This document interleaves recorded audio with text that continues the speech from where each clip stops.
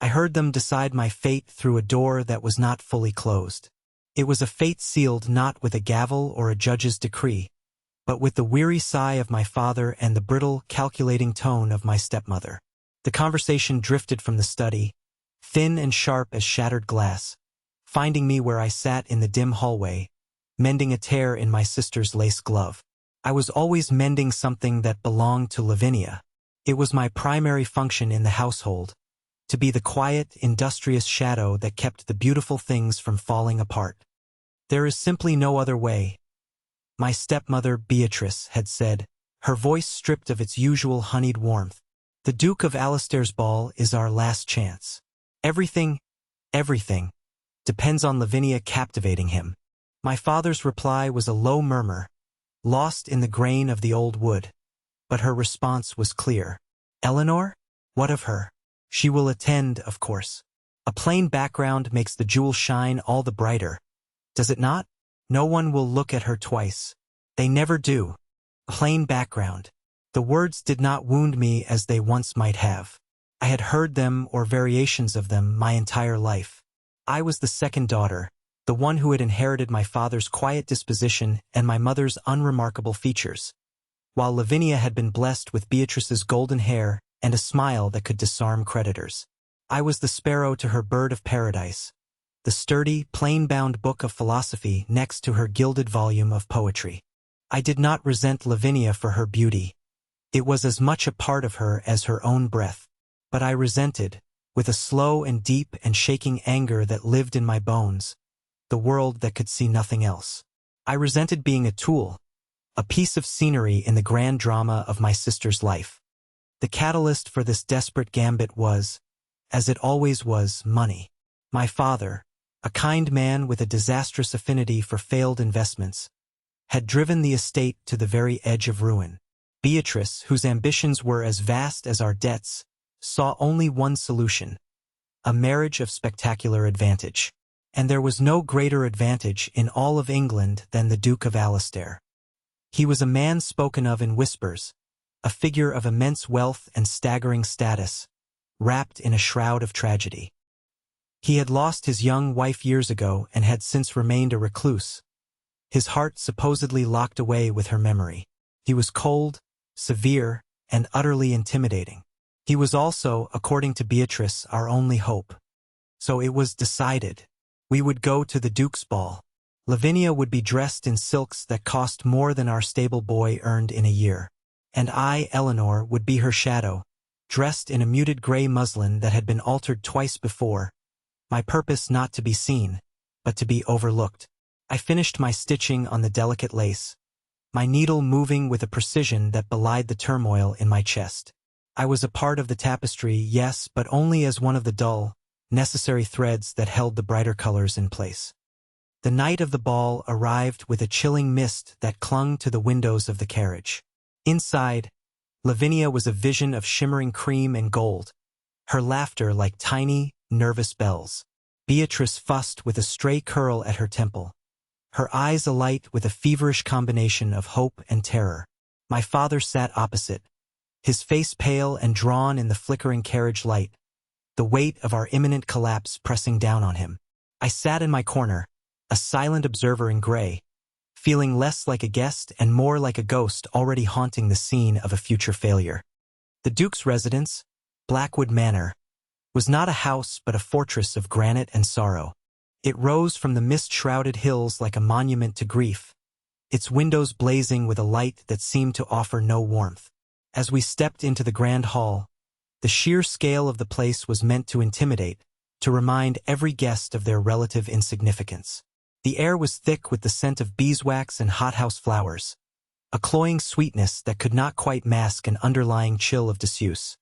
The ballroom was a sea of glittering jewels and brittle smiles. I saw it all with the detached clarity of one who knows they are not part of the performance.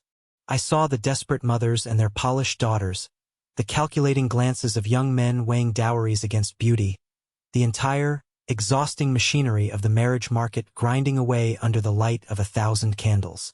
And presiding over it all, from a slightly raised dais at the far end of the room, was the Duke himself. He was exactly as the rumors had painted him. Tall, broad-shouldered, with hair as black as a raven's wing and a face that looked as if it had been carved from stone. He was not smiling. His eyes, a startlingly pale gray, swept the room with an unnerving stillness, missing nothing, approving of nothing. He looked less like a host and more like a king judging his supplicants. He was grief and power given human form, and the sight of him made the air in my lungs feel thin and cold. Beatrice steered Lavinia toward him like a ship navigating treacherous waters, her own smile fixed and brilliant. My family moved into the glittering throng, and I, as was my custom, began to fade. I found a small alcove near a towering marble column, a place from which I could watch without being watched, my natural habitat. It was from this vantage point that I witnessed the small, cruel act that would alter the course of my life. Lord Ashworth, a man whose proposal Lavinia had scornfully rejected the previous season, caught sight of my family. His gaze slid past Lavinia, past my parents, and landed on me as I slipped into the shadows. A malicious smirk twisted his lips. He raised his voice just enough for the surrounding clutch of dandies and debutantes to hear. "Good heavens," he drawled, gesturing vaguely in my direction with his champagne flute. "Even the Ashworths must bring their governess out for an airing, it seems. One must appreciate the charity." A wave of muffled, cruel laughter rippled through the nearby guests. It was not a roar, but a collection of sharp, condescending titters that felt like 1,000 tiny pinpricks on my skin. Heat flooded my cheeks, a burning, helpless shame. I froze, my hand clutching the cool marble of the column, my gaze fixed on a point on the far wall.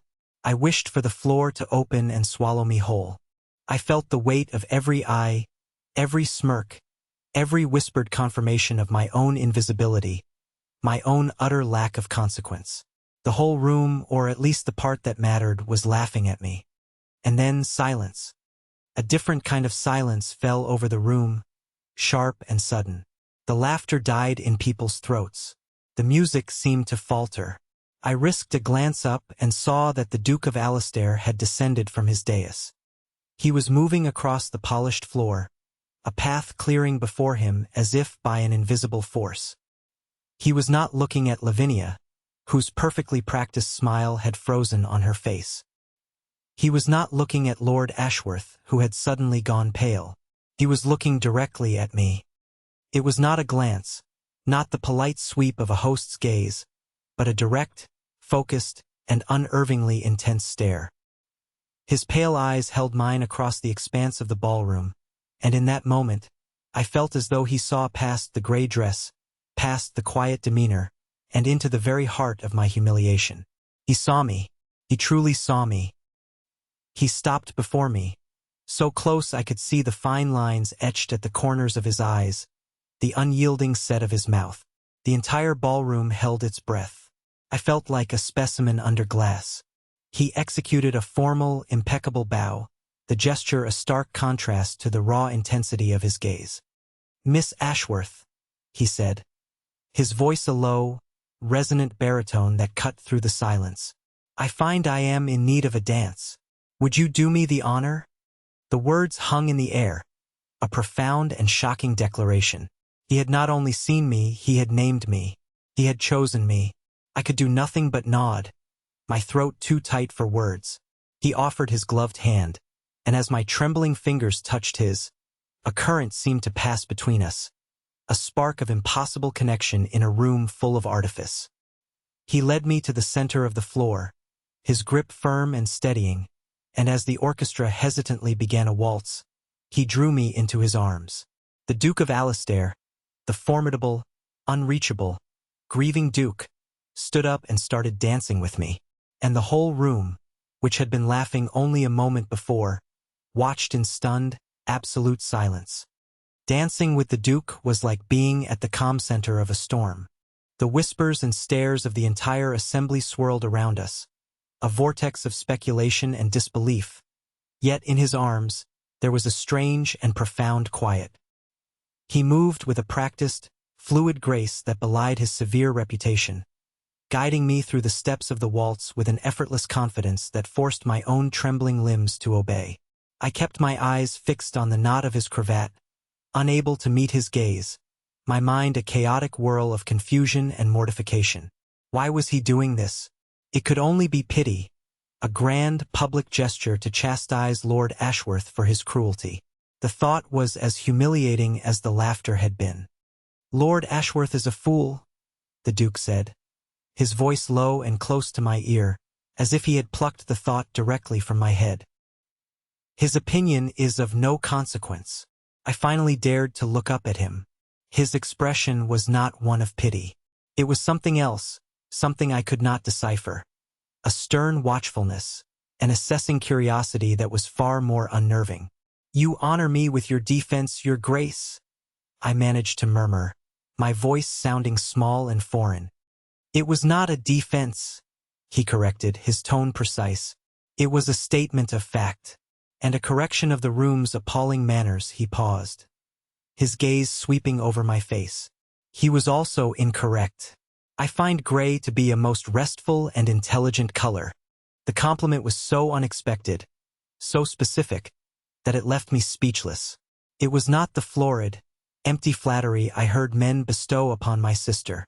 It was an observation, delivered as plainly as a law of physics.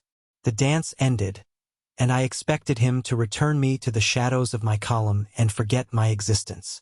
Instead, he kept my hand firmly on his arm and led me from the dance floor, not back to my family, but toward the quieter, less crowded perimeter of the room. My stepmother watched us go, her expression a mask of pure, unadulterated shock. That night set a new and bewildering pattern. In the weeks that followed, at every social gathering our dwindling finances permitted us to attend, the Duke sought me out. He would appear at my side while I was attempting to make myself invisible behind a potted palm, or he would join me on a terrace where I had retreated for a breath of cool night air. His pursuit was quiet but relentless, and it confounded everyone, most of all my family. Beatrice was in a state of constant, agitated confusion. She had polished her jewel, Lavinia, to a perfect shine, only for the connoisseur to express a determined interest in the plain, gray stone beside it. Our conversations were never the usual ballroom chatter. He asked me not about the latest fashions or court gossip, but about the book I had been seen reading, a dense volume of Montaigne's essays. We spoke of philosophy, of land management, a subject on which I had surprisingly firm opinions, gleaned from years of observing my father's mistakes, and of the stark, beautiful poetry of the North. I discovered a mind that was sharp, rigorous, and unexpectedly lonely. He listened to my thoughts with an attentiveness that was so new to me it felt like a physical touch, a validation I had never known I craved. In a world that had always treated me as an afterthought, he treated me as an intellectual equal. The true turning point came during a weekend party at the Marquis of Ellersly's country estate. On a tour of the famed library, a vast, sun-drenched room that smelled of leather and old paper, I found myself momentarily alone with the Duke. We stood before a high shelf of Greek classics, the rest of the party having moved on to admire the gardens. "You read the original Greek, I presume, Miss Ashworth?" he asked, his voice softer in the hallowed quiet of the library. "I make an attempt, Your Grace," I confessed. My father believed a classical education was wasted on a daughter, but my mother's old tutor was kind. He reached up and pulled down a heavy, leather-bound edition of Sophocles. As he passed it to me, his fingers brushed against mine.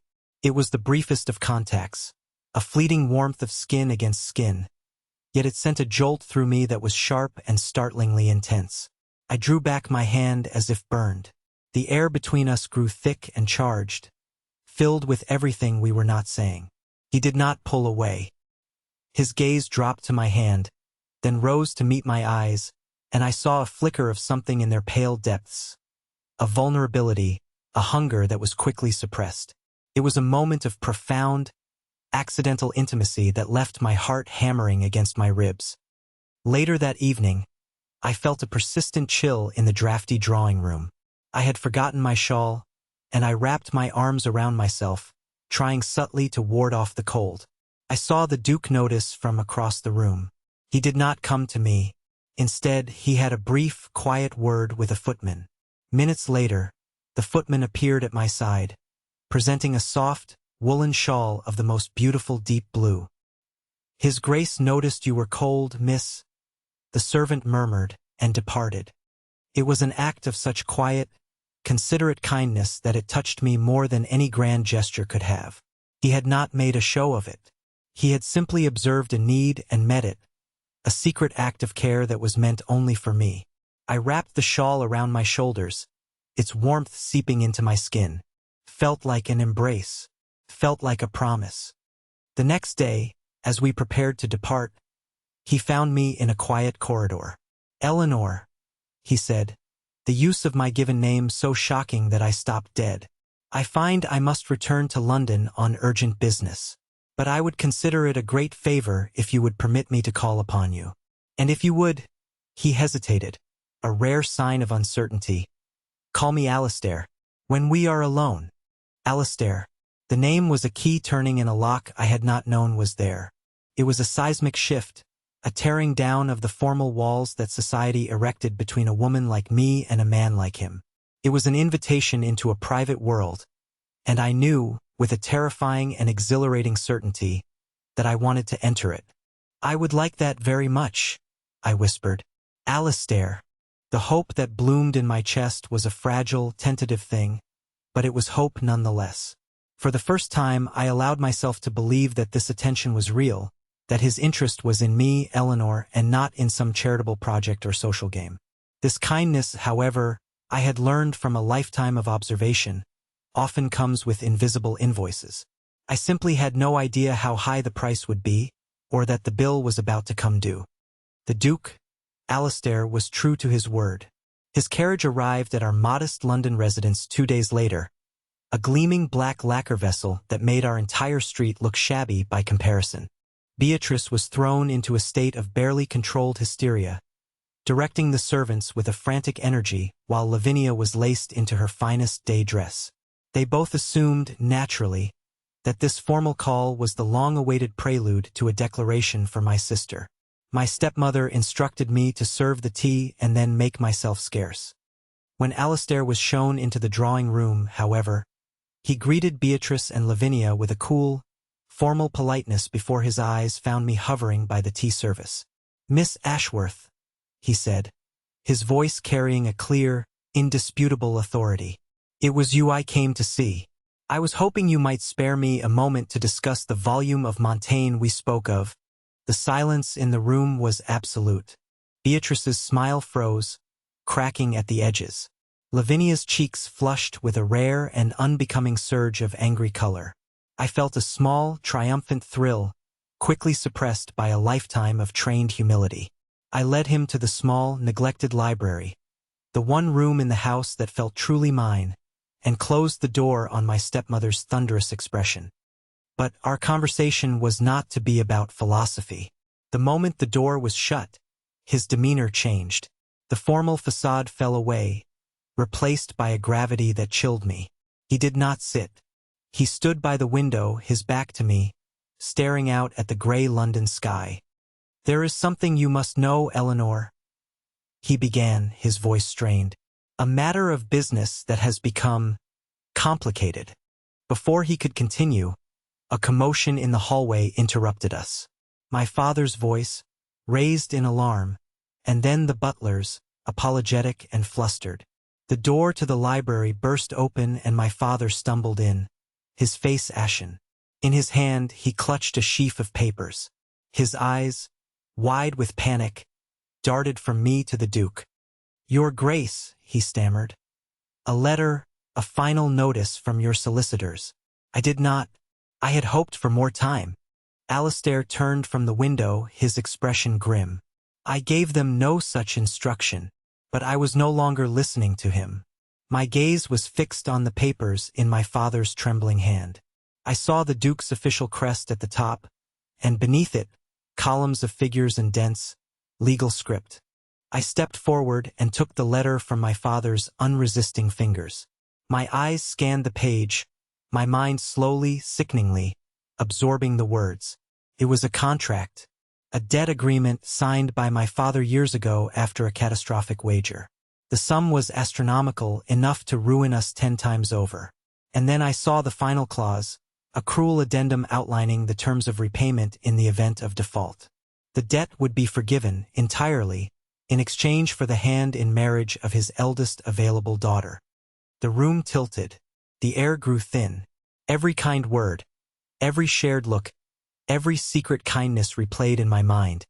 But now they were tainted, twisted into something ugly and transactional. The dance at the ball, the conversations, the shawl, his use of my name, it was not a courtship. It was a collection on a debt. I was not a woman he was coming to know. I was a chattel he was coming to claim. I was the price for my father's folly. I lifted my gaze from the horrifying document to the Duke's face. The hope that had so recently bloomed in my heart withered and turned to ash. "Is this why?" I asked, my voice a broken whisper. Was all of it? Was I just a term of a contract? The pain in his eyes looked real, but I could no longer trust it. I could no longer trust any of it. He had known all this time. He had known my family was at his mercy, and he had played his part perfectly, reeling me in with intellectual flattery and thoughtful gestures. My shame was so profound, so absolute, it felt like a physical illness. I had been a fool, so desperate to be seen that I had mistaken the gaze of a creditor for that of an admirer. "Eleanor, no," he said, taking a step toward me. "That is not how it was." "Then how was it?" I shot back, my voice gaining a raw, wounded strength. I held up the paper, the damning proof of his deception. "Did you review my family's assets and decide I was the most palatable option for repayment? Cheaper than seizing our home, I suppose." "The debt is real," he admitted, his voice low and ragged. "It was a matter of my father's honor, a foolish promise I was bound to. I came to your family's ball intending to assess the situation, to find a discreet way to resolve it without causing a scandal. I had no intention. I did not plan for you."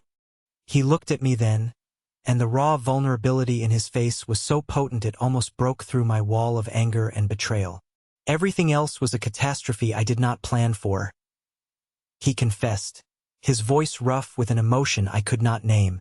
"Speaking with you, listening to you, you were not part of the calculation, Eleanor.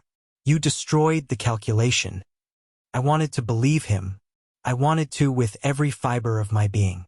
But the evidence in my hand was too cold, too stark. The world had taught me that kindness always had a price, and I was looking at the receipt. "I think you should leave, Your Grace," I said, the formal title a deliberate blade. I let the papers fall from my hand, scattering across the floor between us like dead leaves. Contract broken. A heart shattered. He stood there for a long moment, his face a mask of conflict and despair. Then, with a curt, pained nod, he turned and walked out of the library, leaving me alone with the ruins of my father's honor and my own foolish, impossible dreams. The days that followed were a study in gray misery. A suffocating silence fell over our house, broken only by Beatrice's sharp, recriminatory whispers and my father's hollow sighs. The truth of the debt was out, and with it, the truth of my stepmother's ambitions. She saw the Duke's abrupt departure not as a result of his deception, but as a result of my failure. In her eyes, I had been handed a duchy on a silver platter and had clumsily dropped it. She and Lavinia treated me with a cold disdain that was worse than outright anger, isolating me within the walls of my own home. I retreated into myself, finding solace only in the dusty silence of the library. But even my books offered little comfort. Every page seemed to mock me with stories of trust and love, concepts that now felt like childish fantasies. I had allowed myself to believe in a fairy tale, only to discover it was a grim business ledger. Worse than my family's censure was the war raging within me. One part of my mind, the logical, cynical part that had been my shield for so long, insisted that Alistair's actions were all part of a calculated plan. But another part, a smaller, more stubborn part, replayed his confession over and over. "You destroyed the calculation." The raw anguish in his voice when he said it had felt real.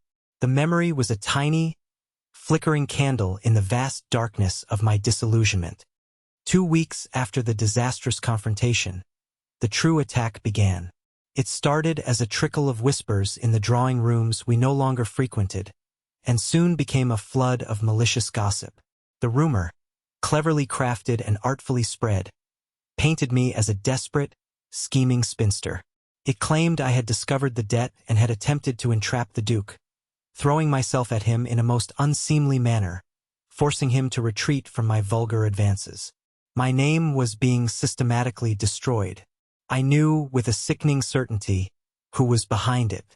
It had the scent of Beatrice's desperate ambition, likely aided by the petty vindictiveness of Lord Ashworth. They could not have the Duke, so they would ensure I was ruined beyond repair. One afternoon, as I sat numbly staring out at the rain-streaked garden, the butler announced a visitor. It was the Duke. My first instinct was to refuse him, to barricade myself in the library and never face him again. But the news of the rumors had ignited a spark of defiance in me.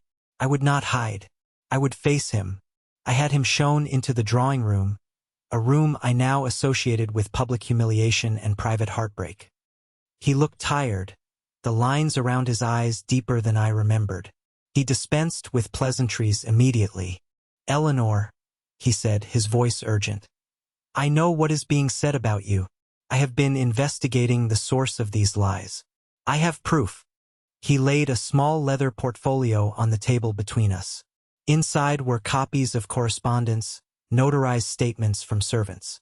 It was a meticulously assembled case, tracing the slander from Lord Ashworth back to a series of clandestine meetings with my stepmother.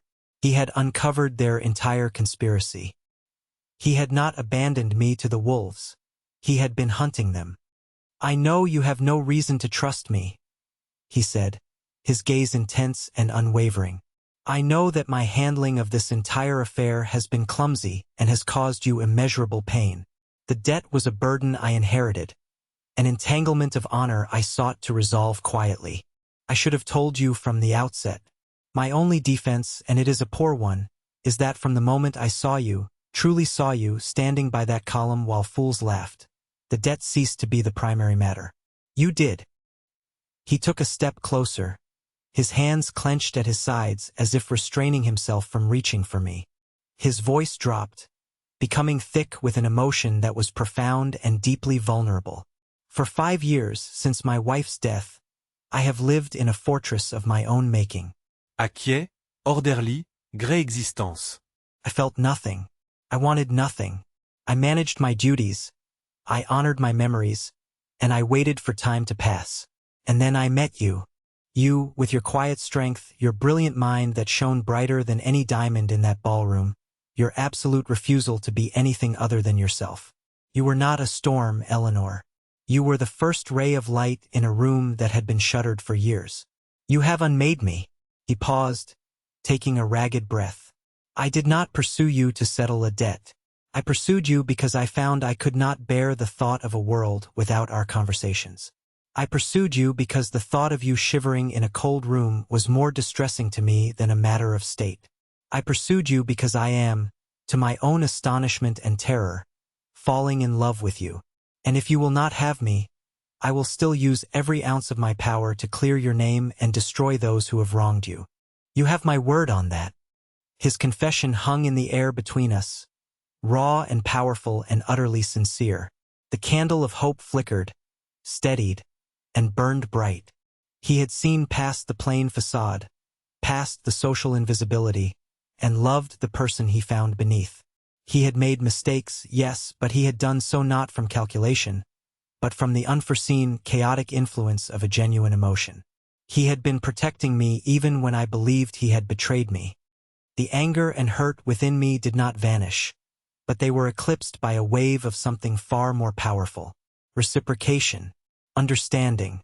I looked at this formidable, powerful man, who stood before me stripped of his ducal armor, offering me his heart and his allegiance. And I knew my own heart was his. "I believe you," I said, my voice quiet but firm. The words were simple, but they were everything. They were my acceptance, my forgiveness, my own unspoken declaration. A fragile, Tentative smile touched my lips. "It seems, Your Grace," I added, a hint of our old intellectual sparring returning, "that we have a mutual problem to solve." A look of profound relief washed over his face. So profound it was as if he had been holding his breath for 2 weeks. He closed the distance between us, finally taking my hands in his. His touch was no longer charged with uncertainty, but with a steady, grounding warmth. "We do," he said, his thumb stroking the back of my hand. "And we will solve it together."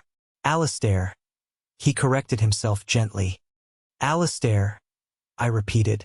We were no longer creditor and debtor, duke and spinster. We were allies. We were Alistair and Eleanor.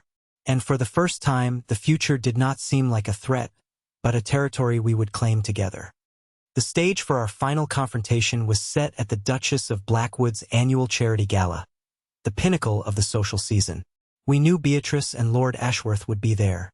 Their arrogance would not permit them to miss such an event, and they would be basking in the perceived success of my social ruin. Alistair and I planned our strategy with the precision of generals preparing for battle. He had his evidence, I had my resolve. We would not be the aggressors, but we would be prepared for their final, desperate move. When I entered the grand ballroom on Alistair's arm, a collective gasp rippled through the assembly. It was a declaration in itself.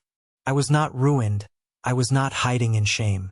I was beside the most powerful man in the room, and he was looking at me not with pity, but with an unmistakable pride and affection. I wore a gown of deep emerald green, a color Alistair himself had chosen, and for the first time in my life, I felt not like a shadow, but like a woman who deserved to take up space in the world. We weathered the initial storm of whispers and hostile stares with a united, calm front. Then, as Alistair was speaking with the Prime Minister, Beatrice saw her chance. She swept toward me, her face a mask of righteous fury, with Lord Ashworth trailing in her wake like a smug jackal. She made sure she had an audience, her voice rising to a pitch that carried across the polished floors. "Eleanor," she cried, a theatrical tremor in her tone. "How dare you show your face here, after your shameless and desperate attempts to entrap the Duke, compromising your own honor and the good name of this family? You will leave this instant." She was attempting to cast me out, to finalize my ruin in the most public way imaginable. This was the moment, the culmination of a lifetime of being silenced, of being deemed insignificant. But the fear I should have felt was absent, replaced by a cold, clear calm. Before Alistair could intervene, I took a step forward, meeting my stepmother's gaze directly. "My honor is perfectly intact, Beatrice," I said, my voice low and steady, yet it cut through her histrionics like a blade. "It is yours you should be concerned with, for it is a fragile thing, is it not? Built on ambition and propped up by lies." Beatrice recoiled as if struck. "How dare you?" she hissed. "Oh, I dare a great deal more now," I continued, my voice never rising, but gaining an intensity that drew the crowd in closer. "I dare to speak the truth. You speak of entrapment, but I wonder what you would call conspiring with a man like Lord Ashworth to spread malicious slander? Is there a word for a woman who would sell her stepdaughter's reputation to cover for her husband's financial incompetence?" Lord Ashworth stepped forward, his face mottled with rage. "This is an outrage.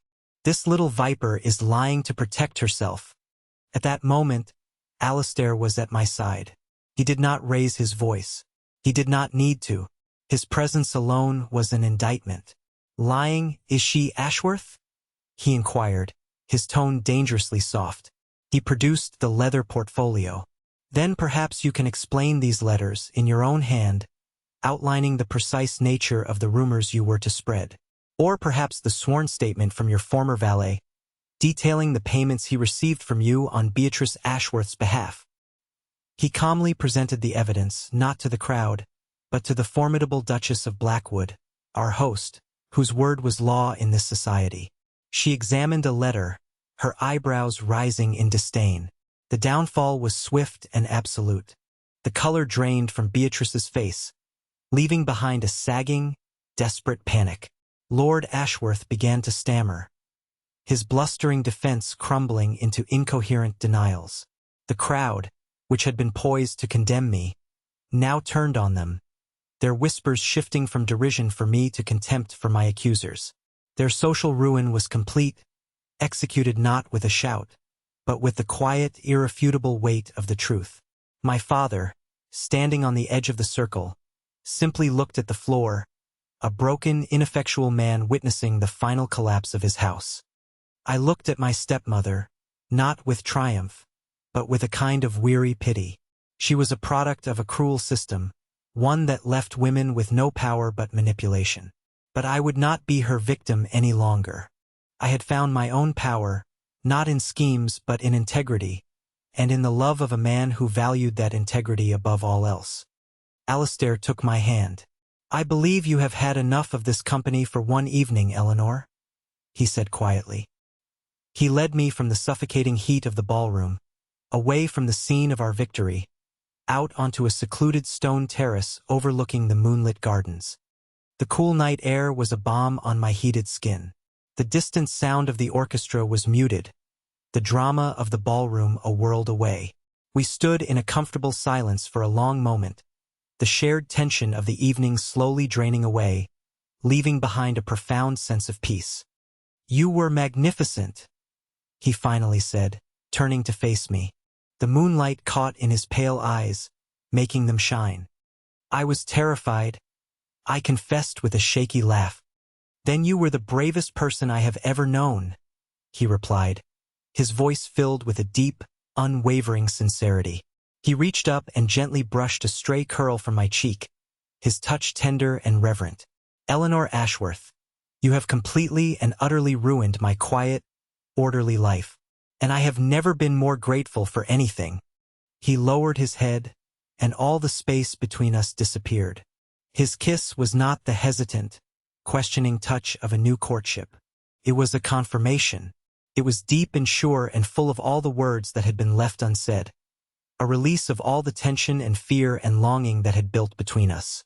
It was the sealing of a promise, a declaration that outshone any society scandal. It was the end of one story and the beginning of another. In the quiet of that moonlit garden, I was no longer a shadow, no longer a footnote in someone else's life. I was home. 3 months later, I stood in that same library at Blackwood Manor, but now it was my own. Sunlight streamed through the tall Palladian windows, illuminating the swirling dust motes like tiny, dancing diamonds. The scent of old leather and beeswax was no longer a sign of disuse, but the comforting aroma of home. My home.